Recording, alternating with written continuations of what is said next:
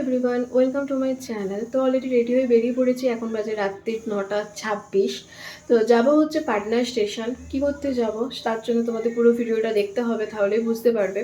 ভালো লাগলে অবশ্যই এটা লাইক কমেন্ট শেয়ার করে দিও। আর বাইরে বেরিয়ে দেখো এই আম গাছটা চোখে পড়লো, যেখানে ভরপুর আম হয়েছে। দেখে কি লোভনীয় লাগছিল, মনে হচ্ছিল একটু পারি আমটা, কিন্তু কিছু করা যাবে না।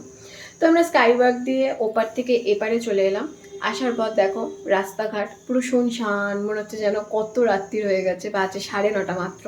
পাটনাতে 8টা 8:30 মানেই হচ্ছে বিশাল রাত্রি হয়ে গেছে। তো স্পেশালি আমরা যে দিক থেকে বাড়ি থেকে স্টেশনের দিকটা আসছিলাম সেদিকটাই। তো গল্প করতে করতে টোটোয় উঠে চলে এলাম পাটনা স্টেশন। এখানে একটা হনুমান মন্দির হয়েছে, তো কোনো সময় এলে তোমাদের সাথে শেয়ার করব। তারপর আমরা প্ল্যাটফর্ম টিকিট কেটে ফেললাম, যেটা না কাটলে একদমই বের করে দিতে পারে বা ফাইন নিতে পারে, এরকম একটা ব্যাপার। তো মোটামুটি 10টার কাছাকাছি বাজতে যায়। এখনও আধ ঘন্টা লেটে ট্রেন চলছে। তো ততক্ষণ ভাবলাম গলাটা একটু ভিজিয়ে নিই একটু কোল্ড ড্রিঙ্কস খেয়ে। তো এই কোল্ড ড্রিঙ্কসটা আমি কখনো খাইনি, আমি নামটাও জানি না পর্যন্ত যে এটা কী কোল্ড ড্রিঙ্কস। তো ভালো করে টেস্টটা মানে বুঝছিলাম যে কেমন খেতে, পুরোপুরি স্প্রাইটের মতনই খেতে। তো খেতে বসে থাকতে থাকতে দেখলাম ট্রেন 1 ঘন্টা লেটে চলছে। তো যেই দোকান থেকে স্প্রাইট কিনলাম তার পেছন দিকটাতেই বসেছিলাম। তারপর চেক করতে করতে দেখলাম ফাইনালি 25 মিনিট লেটে চলছে। তো এই করতে করতে ট্রেন ঢুকে পড়েছে।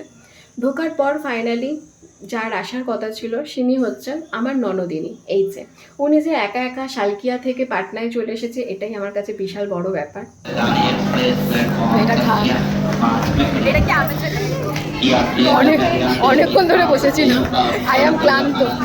এখন আমরা দুজনে চুটিয়ে মজা করব, কারণ সবসময় একা থাকি, তো একটা সঙ্গী পেয়েছি। তো মজা করতে করতে আমরা চলে এসেছি ফ্ল্যাটে।